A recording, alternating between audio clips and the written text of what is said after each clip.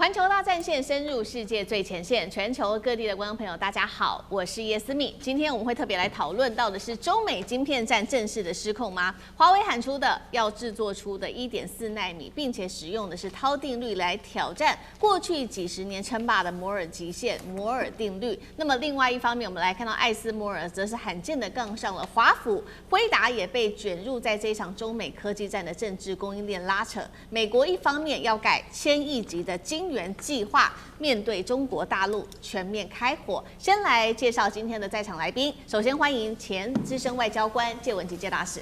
思敏好，各位朋友大家好。淡江大學財經系教授聶建中老師。思敏，各位觀眾大家好。資深媒體人彭華幹幹哥。思敏好，大家晚安。好，觀眾朋友記得幫我們的影片節目開始先按下讚，在留言區特別幫我們寫下了熱推2個字。如果希望跟我互動，歡迎觀眾朋友寫下熱推我在哪一個城市打卡收看。另外呢，如果看到熱推鍵，記得按下熱推這2個字了。今天節目我們要特別關心到的是剛剛特別提到的中美科技戰。首先先看到今天的火線話題，共是3個，我們等一下會請來賓來特別幫我們做解析。華為喊出的，接下來不用再靠西方國家的 EUV 了，也能夠衝刺在1奈米。1.4奈米，並且拋出了濤定律，這個是什麼？等一下會請專家來特別幫我們做解讀。這個定律可以挑戰摩爾定律，這是一個技術上的大突破，也會準備改寫全球半導體遊戲的規則嗎？第二件事情是回顧一下，華為在過去6年一共是量產了381款的晶片。黃仁勳自己坦言了，大陸的 AI 市場已經逐漸的。在美國方面，對大陸市場逐漸失守了。艾斯摩爾也罕見的，因為了這個美國對中的限制而槓上了華府，反對出口管制。全球晶片的供應鏈現在已經升級為一個政治問題嗎？在中國大陸快速的衝刺之下，艾斯摩爾、輝達霸權還能夠穩得住嗎？這是第2個問題。最後，今天也會來關心到的是美國請全國之力要來拼半導體產業嗎？一方面推的這個法案要圍堵大陸的晶片，要求盟友一起圍堵中國。到馬斯克他宣布要蓋這個超級晶圓廠帝國，這一場科技之戰背後搶奪的是 AI 霸權，也或是美元或人民幣霸權嗎？今天就這些議題，我們都會一起來做關心。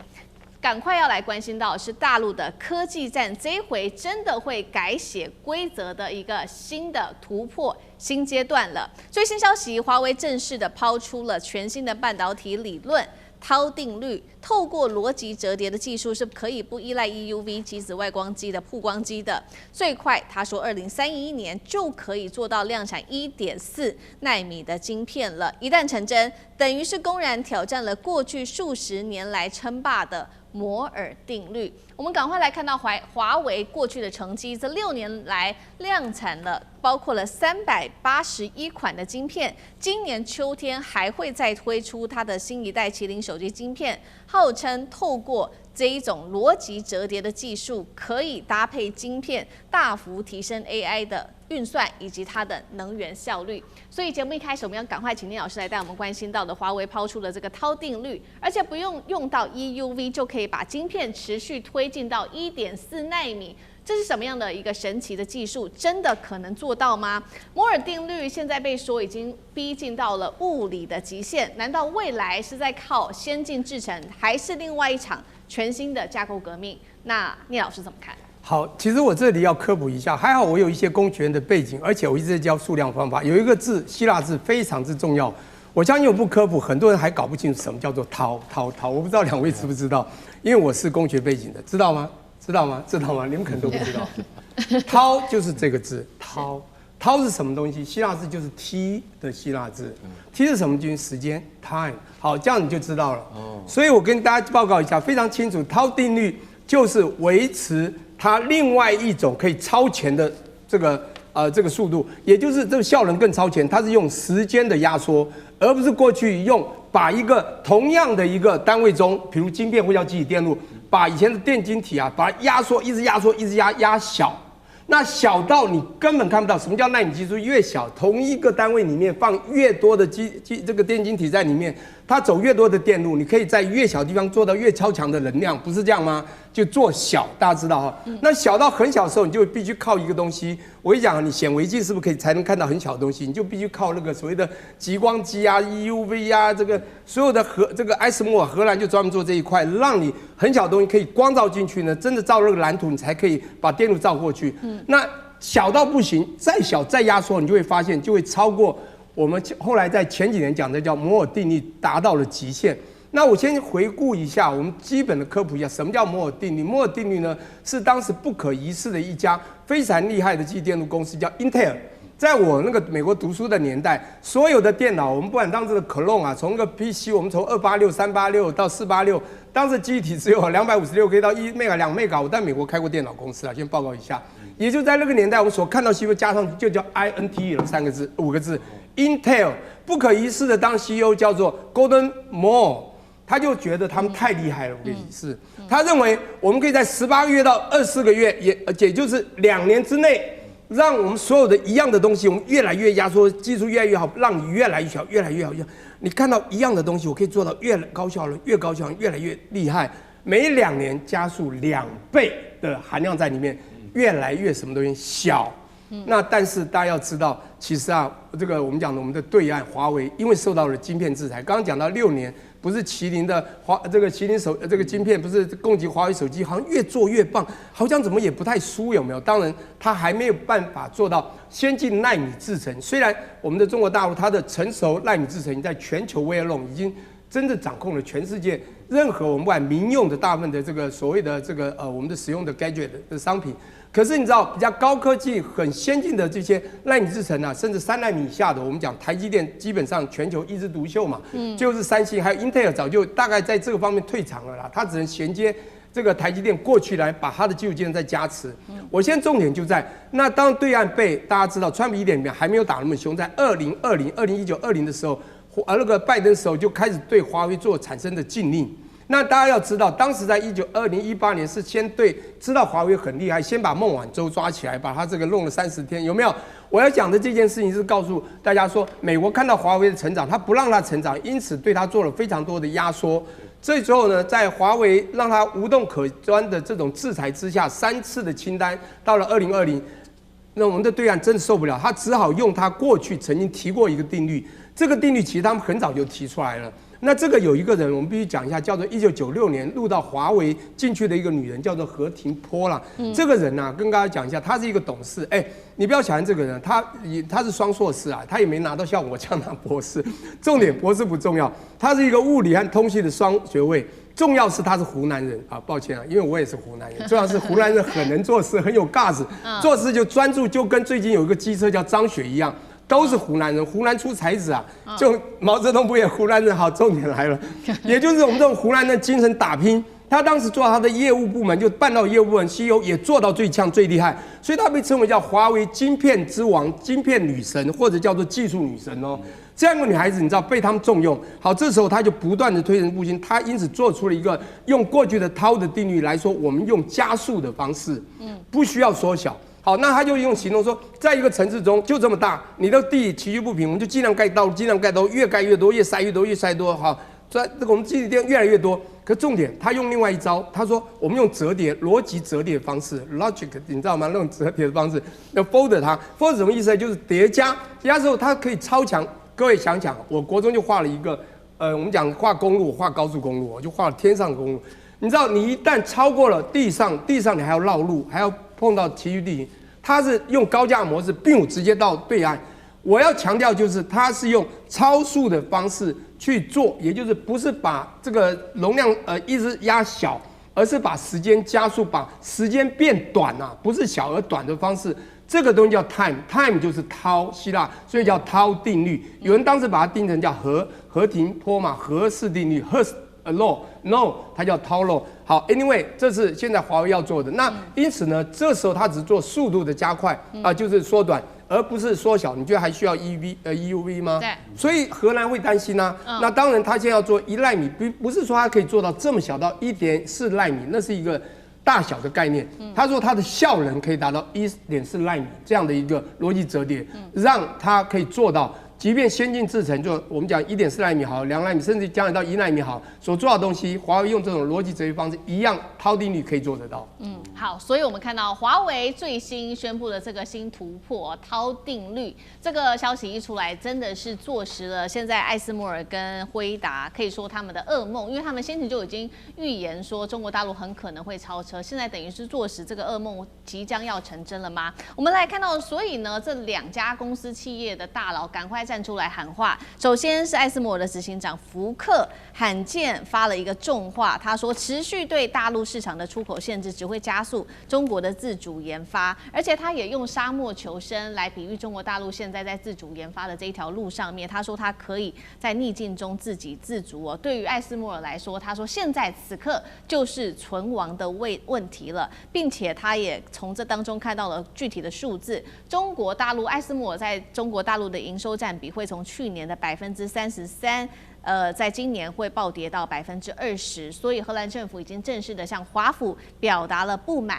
而美國到底是祭出了什麼政策？事實上就是在4月份祭出的這個 Match 的法案，要求不管是盟友日本啊、荷蘭都會限制賣這一些高階的，不管是先進設備、晶片等等 EUV 啊、DUV 給中國大陸。那另外一方面，一方面我們看到艾斯摩爾是抱怨美國所做的事情，但另外一方面，現在得知的一個消息是，艾斯摩爾執行長私下證實他有跟馬斯克會談，因為馬斯克呢最新他說他計劃蓋一個高達1190億美元的 Terafab 超級晶圓廠的計劃，地點選在德州，接下來會打造的是整合邏輯晶片、記憶體、先進封裝這一種超大型的晶圓帝國，被視為說，難道現在美國也要複製中國大陸的模式嗎？透過這種國家的力量，再加上科技巨擘的這種力量，一起來扶植當地的半導體產業嗎？那另外一方面，我們剛剛說了噩夢成真的，還有輝達執行長黃仁勳了，他再次的點說，在美國的出口管制之下，輝達已經把中國的 AI 晶片市場大致上都拱手讓給華為了，聽起來有點認輸的感覺哦。那麼他還強調說，華為在今年會非常的強，尤其是在接下來的1年，他說他會再創佳績，而且本土晶片生態鏈也發展得非常好。接下來華為可以完全不靠 EUV 發展出它走出它的新的一條路嗎？對於艾斯摩爾跟輝達來說，又會有多大的一個威脅？那這是一個全新的產業革命嗎？謝大使怎麼看？對，這個就是一個全新的產業革命，所以艾斯摩爾很緊張。我想全世界这些有關晶片的主要的大廠啊，還有就是說晶片設備的製造廠，我想現在都在還要想搞清楚到底什麼叫什麼滔定律啊，這個要不然就是趕快學，要不然就是搞清楚對它這個產業造成衝擊有多大，剛剛摸清楚。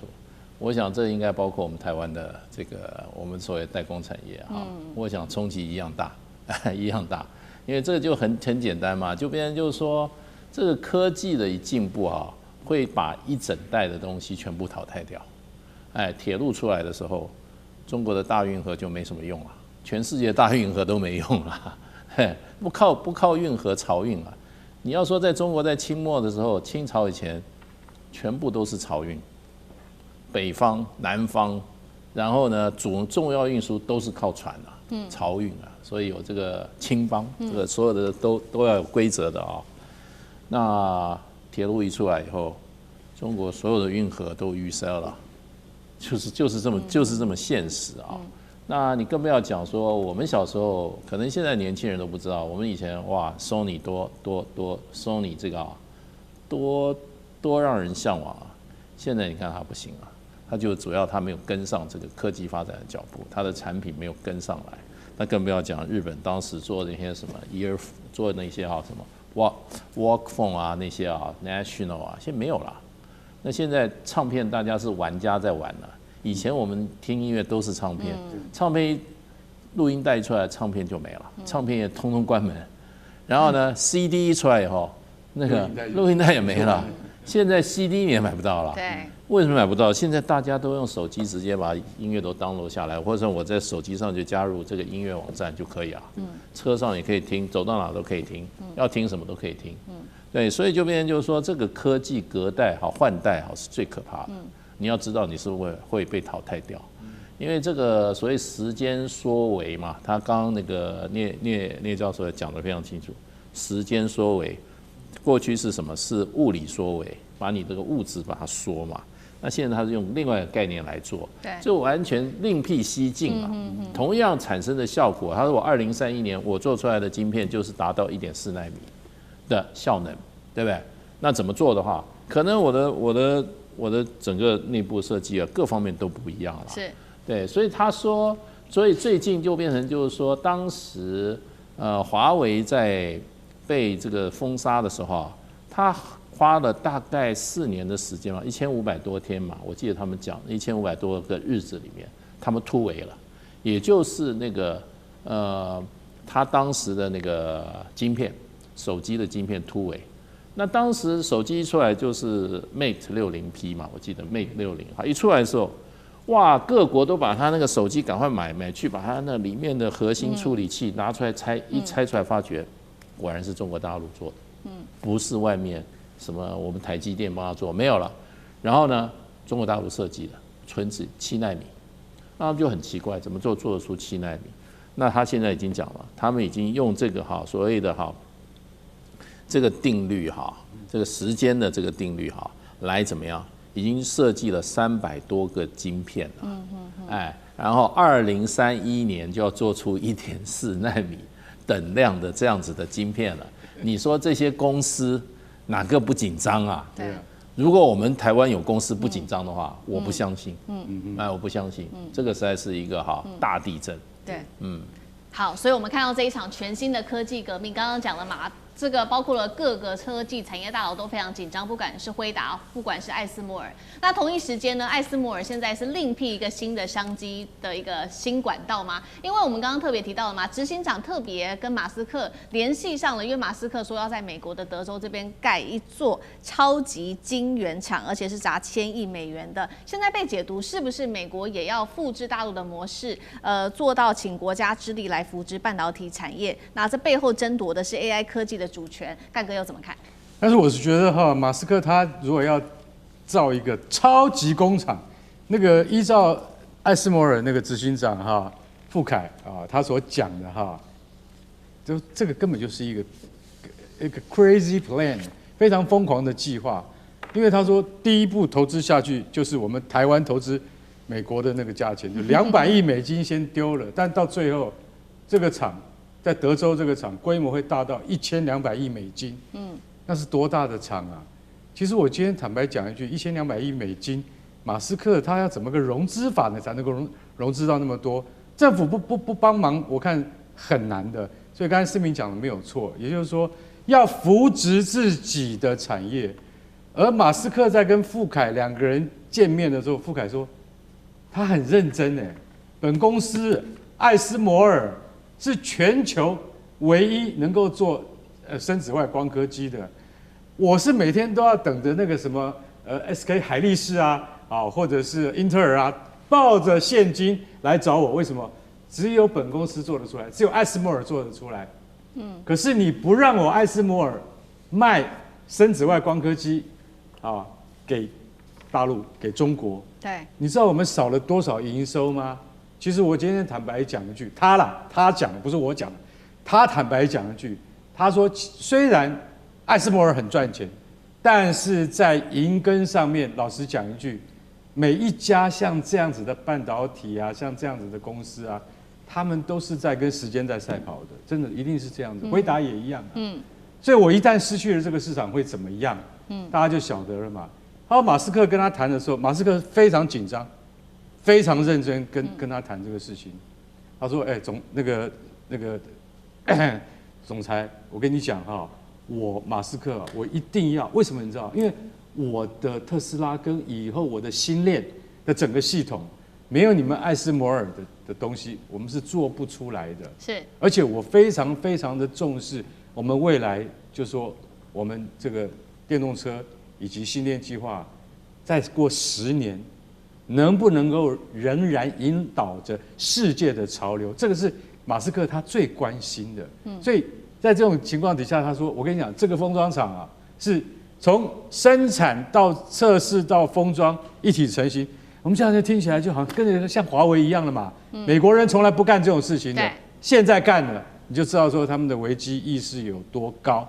所以你就在想，輝達的執行長黃仁勳他所講的最後那一句話，說基本上我們現在已經完全把 AI 晶片的市場還給華為，我們還給華為，我們不要了。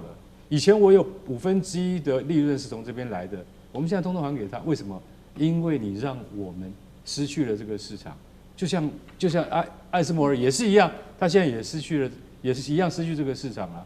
但是當然那個1.4奈米是不是真的在2031年能夠成功啊？現在看起來還有好幾年，但最後如果真的成功了的話，那要倒霉的是誰？川普已經做完他的總統了，是美國的產業要倒霉，這就是事實。好，謝謝乾哥，那我們休息一下，馬上回来。地缘政治、美中之爭、戰略價值、強權崛起、小國生存，現在與未來洞悉事件走向，掌握世界脈動，全球觀點盡在環球大戰線。